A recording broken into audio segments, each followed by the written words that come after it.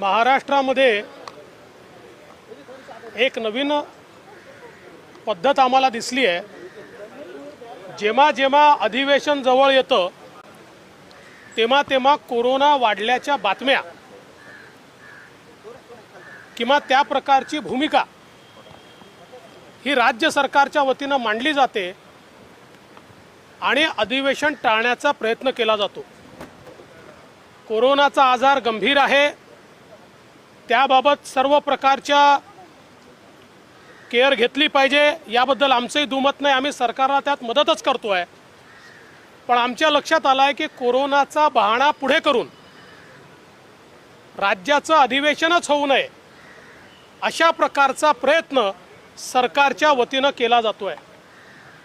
एकीकडे हजारोच्या भीडमध्ये सरकारी पक्षाच्या कार्यालयांचं उद्घाटन होऊ शकतं, दुसरीकडे राज्यातल्या बारमध्ये किती लोक गेले तरी जाऊ चालू शकतं, पण राज्याच्या विधिमंडळामध्ये मात्र कोरोनाच्या भीतीने अधिवेशन घ्यायचं नाही अशा प्रकारची सरकारची मानसिकता आहे। केवळ 2 दिवसाचं अधिवेशन या ठिकाणी सरकारने प्रस्तावित केलं आणि सरकारच्या या प्रस्तावाचा निषेध करून आम्ही बिझनेस ॲडवायझरी कमिटीतनं बहिर्गमन केलेलं आहे। महाराष्ट्राच्या इतिहासामध्ये अशा प्रकारची अवस्था यापूर्वी आम्ही संसदीय लोकशाहीमध्ये बघितलेली नाही। आज महाराष्ट्रासमोर प्रचंड प्रश्न आहेत। आज शेतकऱ्यांचे प्रश्न आहेत। मराठवाड्यात, उत्तर महाराष्ट्रात, पश्चिम विदर्भात विमा मिळालेला नाही, धान उत्पादक शेतकऱ्याला बोनस मिळालेला नाही, केळी उत्पादक शेतकरी उद्ध्वस्त झालेला आहे, कोकणातला शेतकरी हा पूर्णपणे अडचणीत आलेला आहे। पण त्या संदर्भात चर्चा करण्याकरता विधानसभेला वेळ नाही। विजेचे प्रश्न अत्यंत भयानक आहे, 8-8 दिवस वीज येत नाही आहे, ट्रान्सफॉर्मर त्या ठिकाणी काढून घेऊन चालले आहेत, त्या संदर्भात चर्चा करण्याकरता वेळ नाही। विद्यार्थी अक्षरशः फ्रस्ट्रेशनमध्ये चालले आहेत, त्याकरता चर्चा करायला सरकारला वेळ नाही। कायदा आणि सुव्यवस्थेची परिस्थिती ही रसातळाला चालली आहे, त्या संदर्भात चर्चा करायला वेळ नाही। आणि सगळ्यात महत्त्वाचं, ओबीसी आरक्षणाच्या संदर्भात विशेष अधिवेशन घ्यावं, मराठा आरक्षणाच्या संदर्भात विशेष अधिवेशन घ्यावं अशा प्रकारची मागणी आल्यानंतर विशेष अधिवेशन तर सोडाच, परंतु आहे ते अधिवेशनही आम्ही घेणार नाही आणि या संदर्भात चर्चा करायला जागाच ठेवणार नाही अशा प्रकारची सरकारची भूमिका आहे। एकूणच या सरकारमध्ये लोकशाही बासनात गुंडाळून ठेवण्याची एक नवीन पद्धत दिसते आहे। अध्यक्षाच्या निवडणुकीच्या संदर्भात आम्ही सातत्याने आग्रह धरला, आज त्या ठिकाणी नियम देखील वाचून दाखवला, ज्या नियमात स्पष्ट म्हटलं आहे अध्यक्षाचं पद रिकामं झाल्याबरोबर गव्हर्नर साहेब पत्र देतील आणि त्यानुसार ती निवडणूक घ्यावी लागेल। मागच्या अधिवेशनाच्या आधीच गव्हर्नर साहेबांनी या ठिकाणी पत्र दिलेलं आहे, परंतु अद्यापही अध्यक्षाची निवडणूक घेण्यात आलेली नाही। संसदीय लोकशाहीमध्ये ही अतिशय गंभीर अशा प्रकारची बाब आहे। कुठेतरी संविधानाने तयार केलेले नियम हे पाळायचेच नाहीत अशा प्रकारची सरकारची अवस्था या ठिकाणी दिसते आहे। 2 दिवसाचं अधिवेशन म्हणजे अक्षरशः सामान्य माणसाच्या जखमेवर मीठ चोळणं आहे। अनिर्बद्ध झालेलं प्रशासन आणि मदमस्त झालेले मंत्री यांच्या भरोशावर हा महाराष्ट्र हे चालवणार आणि याच्यावर आम्ही प्रश्न विचारू नये, जनतेच्या व्यथा आम्ही मांडू नये, याकरता अधिवेशन जर अशा प्रकारे बंद होत असेल आणि 2 दिवसाचं अधिवेशन जर घेतलं जात असेल, आम्ही याचा निषेध केला आहे, आम्ही बहिर्गमन केलं आहे आणि या संदर्भात अधिवेशनात तर आम्ही जाब विचारूच, पण या सरकारला आम्ही रस्त्यावर जनतेमध्ये जाऊन देखील या ठिकाणी जाब विचारणार आहोत। आंदोलन करणार आहे का भाजप या सगळ्या प्रकरणी? आता आम्ही काय करणार आहे हे आपल्याला लवकरच समजेल, पण आम्ही शांत बसू शकत नाही। लोकशाहीची हत्या होत असेल, लोकशाही मूल्यांचे अवमूल्यन होत असेल, पायदळी ते तुडवले जात असतील, जनतेच्या आशा आकांक्षा अपेक्षा या मांडण्याकरता कुठलंही फोरम जर उरत नसेल आणि अक्षरशः मुस्कटदाबी जर सरकार करणार असेल तर अशा मुस्कटदाबीच्या विरोधात जनतेचा आवाज आम्हाला बनावंच लागेल.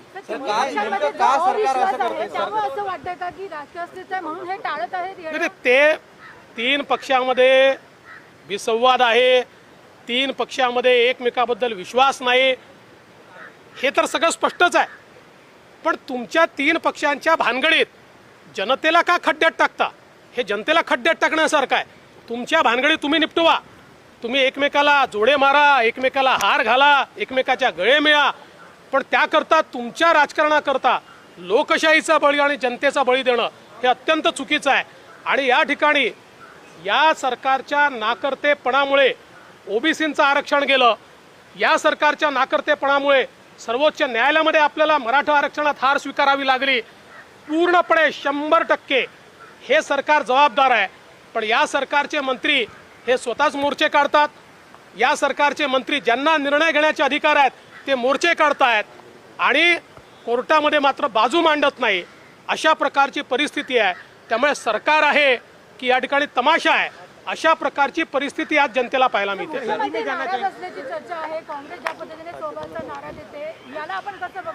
बघा, मी एक गोष्ट तुम्हाला सांगतो.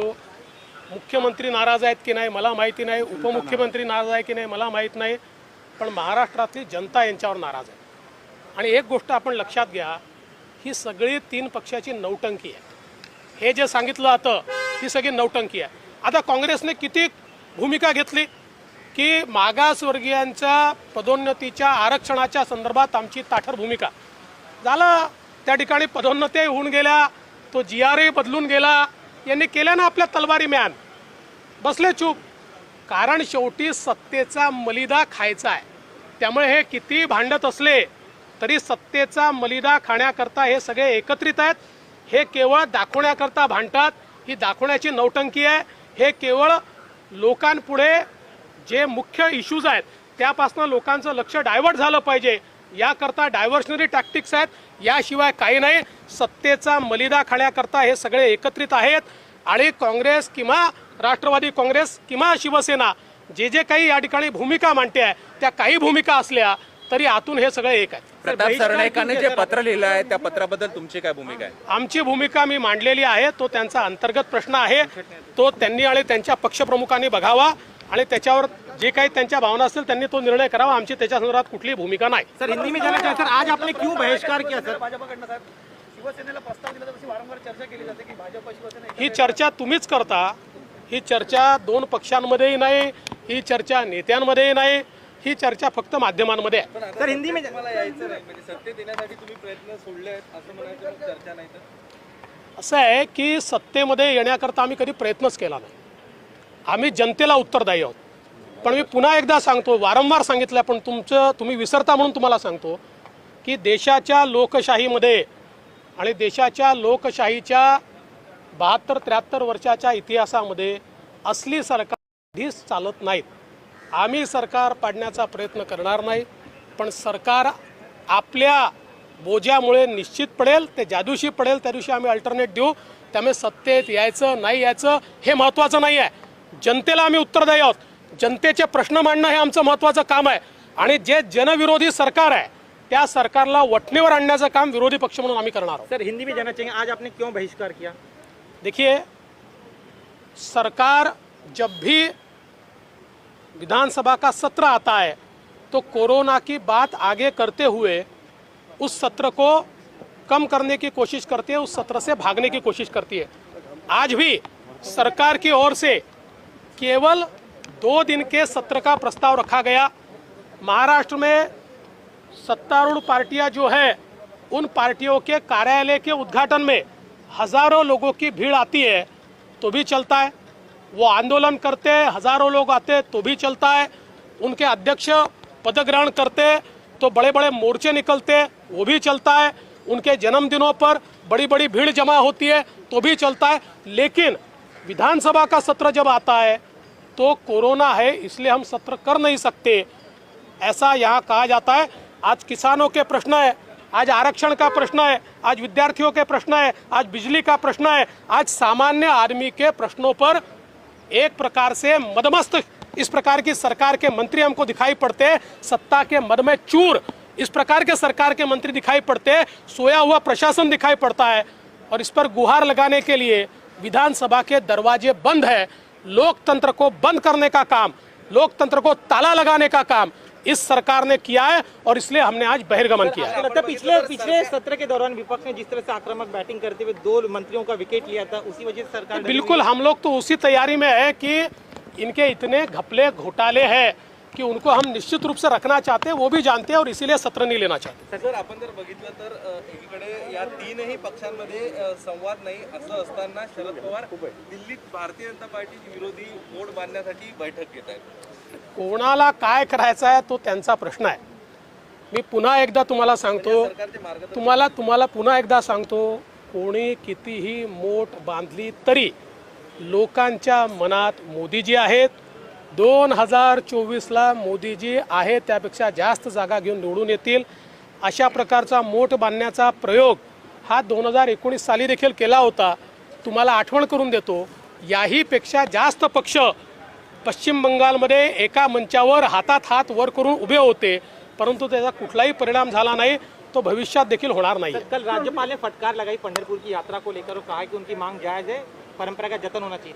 आप लोग भी मुद्दा उठा रहे थे लेकिन सरकार सुन नहीं रही है। देखिए, इस देश में हम लोग देख रहे हैं कि महाराष्ट्र एक ऐसा राज्य है कि महाराष्ट्र में मंदिर बंद है और मदिरालय शुरू है। मंदिरों में, जबकि सारे मंदिर के लोगों ने ये बताया कि हम लोग सोशल डिस्टेंसिंग के साथ मात्र 25-50 लोगों को लेकर मंदिर शुरू करेंगे, ताकि मंदिर के ऊपर एक अर्थव्यवस्था है। जो हमारा फूल वाले होते हैं, जो हमारे अगरबत्ती वाली बनाने वाली महिलाएं होती है, जो बेरोजगार हुई है और जिनको एक पैसा सरकार ने नहीं दिया, उनको कुछ ना कुछ रोजगार मिलता है, उनका भी घर चलता है।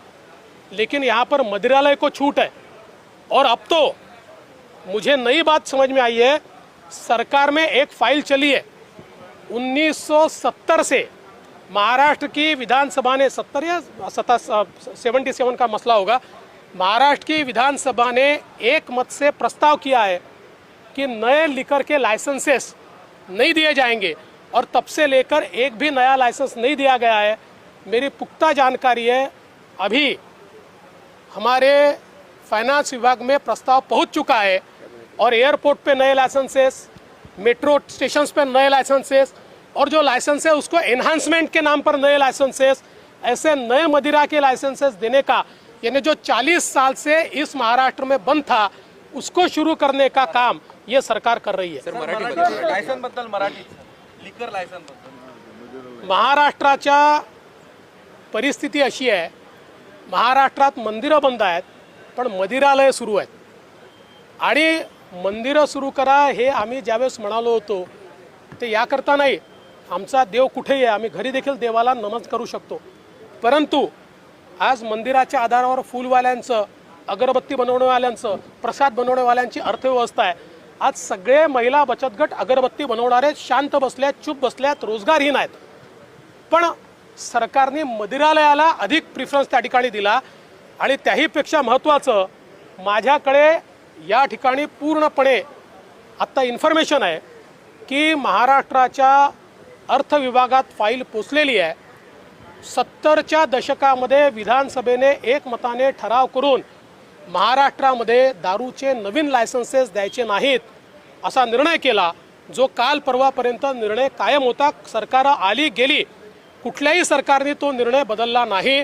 मात्र आता नवीन लायसन्सेस द्यायचे, एअरपोर्टवर द्यायचे, मेट्रो स्टेशनवर द्यायचे किंवा रेल्वे स्टेशनवर द्यायचे, किंवा जे लायसन्सेस आहेत ते बायफर्केट करायचे, त्याला अधिकचे लायसन्सेस द्यायचे, अशा वेगवेगळ्या नावाखाली नवीन दारूचे लायसन्सेस देण्याचा घाट हे राज्य सरकार घालत आहे।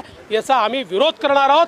आणि या ठिकाणी एकीकडे चंद्रपूरची दारूबंदी हटवली आणि आता गडचिरोलीचीही दारूबंदी हटवण्याचा प्रयत्न आहे, म्हणजे अक्षरशः नक्षलवाद्यांना मोकळं रान करणं आहे आणि आम्ही त्याचाही विरोध करणार आहोत।